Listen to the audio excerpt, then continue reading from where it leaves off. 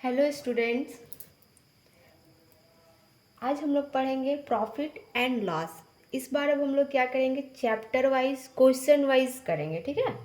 तो सबसे पहला चैप्टर हम लोग पढ़ रहे हैं प्रॉफिट एंड लॉस। तो प्रॉफिट एंड लॉस किसे कहते हैं उसके बारे में हम लोग समझते हैं। सबसे पहले क्या है प्रॉफिट, ठीक है।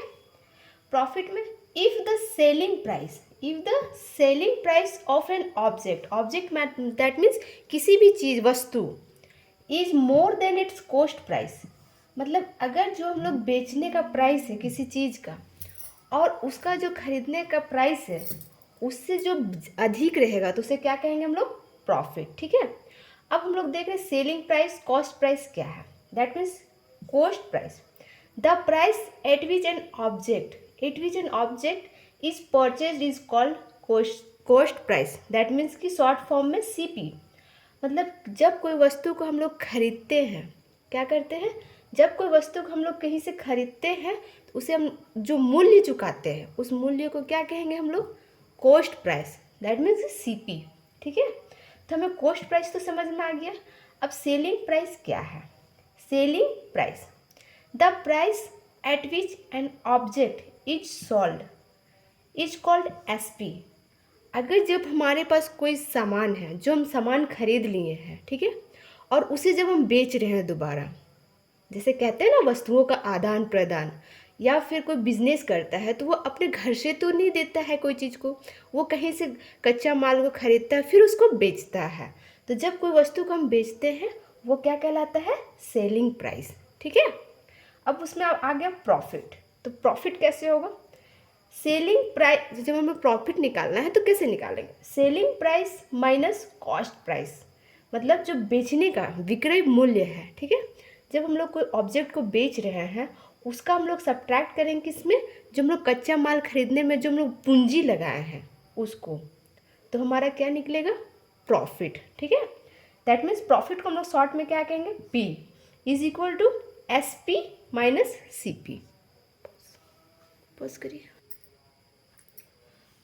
प्रॉफिट और सेलिंग प्राइस कॉस्ट प्राइस के बारे में हम लोग समझ गए है ना। अब आता है लॉस, ठीक है। लॉस किसे कहते हैं, देखिए if the selling price of an object is less than it's cost price, जब हम कोई वस्तु को बेचते हैं, है ना, और जो हम खरीदते हैं, खरीदने का जो मूल्य है वो बेचने के मूल्य से कम प्राप्त होता है हमें, ठीक है। दैट मीन्स कि हमें अगर नुकसान होता है, लॉस का मतलब क्या होता है, नुकसान, ठीक है। नुकसान, जब हमें नुकसान होती है तो हम क्या कहेंगे उसे, लॉस। तो जब नुकसान हो रही है तो कितने रुपये की नुकसान हो रही है हमारी, 1 रुपये की नुकसान हो रही है, 2 रुपये की नुकसान हो रही है, कितने रुपए की नुकसान हो रही है ये हम कैसे फाइंड करेंगे।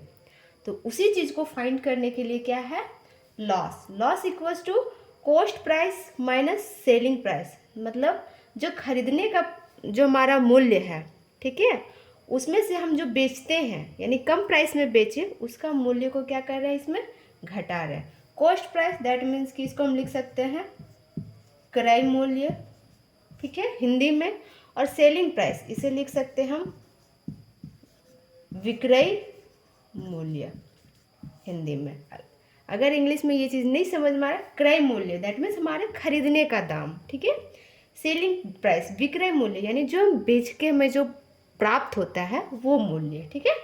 शॉर्ट में L is equal to C P minus S P, that means loss equals to cost price minus selling price. Understood. अब हम तो प्रॉफिट और लॉस के बारे में समझ गए, एक नया चीज़ के बारे में आते हैं, ग्रॉस प्रॉफिट, ठीक है। अब हम ग्रॉस प्रॉफिट किसे कहेंगे, तो देखिए the total profit, income bracket में क्या, इनकम, जो हमारा आय होता है, ठीक है, जो हमारे पास टोटल इनकम हुआ है विदाउट डिडक्टिंग टैक्स। अभी क्या है, हर एक चीज़ का टैक्स लगता है, ठीक है, हर एक चीज़ का टैक्स लगता है। तो विदाउट डिडक्टिंग यानी कि जब हम टैक्स नहीं दे रहे हैं, टैक्स को भी हम काटे नहीं हैं, टैक्स का भी जो पैसा है वो हमारे पास ही है, तो उसके बाद जो हमारे पास पैसा बचे उसे हम लोग क्या कहेंगे, ग्रॉस प्रॉफिट, यानी कि बिना टैक्स काटे हुए जो हमारे पास मूल्य प्राप्त है वो क्या मूल्य प्राप्त कहलाएगा? Gross profit. ठीक है। अब आते हैं नेट प्रॉफिट। नेट प्रॉफिट किसे कहते हैं?